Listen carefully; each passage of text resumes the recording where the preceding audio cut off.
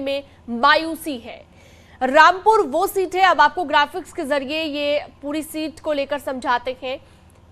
55 से 60% मुसलमान वोटर के यहाँ पर, और इस बार वोट प्रतिशत इतिहास में सबसे कम रहा है और ऐसा पहली बार हो रहा है कि रामपुर सीट पर आजम परिवार से कोई मैदान में नहीं है, जिसकी वजह से बीजेपी जीत का दावा कर रही है और बीजेपी के खेमे में खुशी दिख रही है रामपुर विधानसभा सदर सीट को लेकर।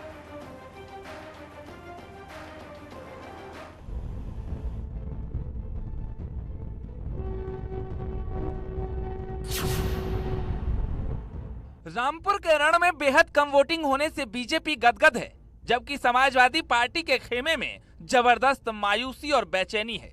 बीजेपी का दावा है कि मुसलमानों की नाराजगी आजम खान के खिलाफ उभर कर सामने आई है। मुसलमान आजम खान से नाराज हैं और यही वजह है कि वहां रामपुर की जनता बदलाव चाहती है। जो 50 सालों में नहीं हुआ उसे जमीन पर उतरने देखना चाहती है। लेकिन दूसरी तरफ समाजवादी पार्टी का आरोप है कि प्रशासन ने वोटरों को घर से निकलने नहीं दिया। रामपुर में तो पराकाष्ठा पार हो गई। सवाल आरोप और प्रत्यारोप का नहीं है, लेकिन जो दृश्य देखने को मिले रामपुर में लोकतंत्र के सबसे बड़े महापर्व में, कि बुजुर्ग लोग वोट डालने जा रहे हैं, पुलिस के लोग उन्हें रोक रहे हैं। बीते दिनों लोकसभा की चुनाव में भी रामपुर में हुआ था, 35% के लगभग वोटिंग हुई थी। आज जब विधानसभा का चुनाव संपन्न हुआ तो रामपुर में लगभग 33% की वोटिंग हुई। पिछले 45 साल में यह पहली बार है जब रामपुर विधानसभा सीट पर आजम खान या उनके परिवार का कोई सदस्य चुनावी मैदान में नहीं है। हेट स्पीच मामले में आजम खान को सजा मिलने के बाद ये सीट खाली हुई थी, जिसके बाद आजम खान ने अपने सबसे करीबी आसिम रजा को चुनावी मैदान में उतारा और खुद मोर्चे पर डट गए। लेकिन इस सीट का इतिहास बताता है कि इस बार रामपुर में बीजेपी खेल कर सकती है। आजम खान 12 में से 10 बार चुनाव जीते हैं।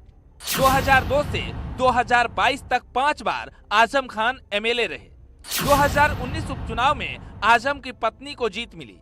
जेल से निकलने के बाद आजम 2022 में चुनाव लड़े। 2022 के विधानसभा चुनाव में आजम खान फिर जीत गए, लेकिन हेट स्पीच मामले में आजम की विधायकी चली गई। आजम परिवार से भले ही कोई इस बार चुनावी मैदान में ना हो, लेकिन आजम ने उपचुनाव में पूरी कोशिश की कि जनता का पूरा फोकस उन पर रहे, और यही वजह है कि आजम ने जब जब माइक थामा सिर्फ अपनी कहानी बताई। लेकिन रामपुर में कम वोटिंग प्रतिशत समाजवादी पार्टी की बेचैनी बढ़ा रही है। पिछले कुछ चुनावों की वोटिंग पर नजर डालें तो 2017 विधानसभा चुनाव में 56.36% वोटिंग हुई थी। 2019 के विधानसभा उपचुनाव में 41.56% वोट गिरे। 2022 विधानसभा चुनाव में 56.35% मतदान हुआ। 2022 विधानसभा उपचुनाव में 33 से 34% मतदान हुआ। हार की पहले का पूर्व अभ्यास है ये। जैसे 15 अगस्त और 26 जनवरी को जुलूस निकलना होता है तो उसके पहले अभ्यास किया जाता है एक दिन पहले। वैसे समाजवादी पार्टी हार के एक दिन पहले, रिजल्ट निकलने के 1-2 दिन पहले उसको संभावित होता है हार का, तो उसका रिहर्सल करती है। ईवीएम को गाली देने का, प्रशासन को गाली देने का, बेईमानी का और विभिन्न प्रकार के और जितने बहाने हो सकते हैं। कार्यकर्ता को निकलने नहीं दिया, लिस्ट बदल गई, उन्माद हो गया, ये सारे बहाने उनके नए नए निकल कर आते हैं।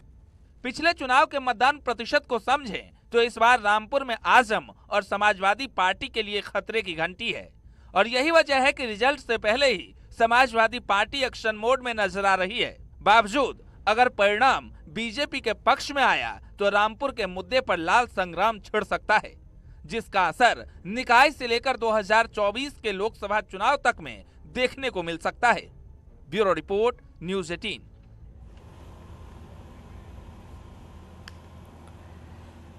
रामपुर सीट के बाद अब बात कर लेते हैं खतौली उपचुनाव की। खतौली में कौन होगा पास और कौन होगा फेल, इसकी तस्वीर थोड़ी ही देर में साफ हो जाएगी।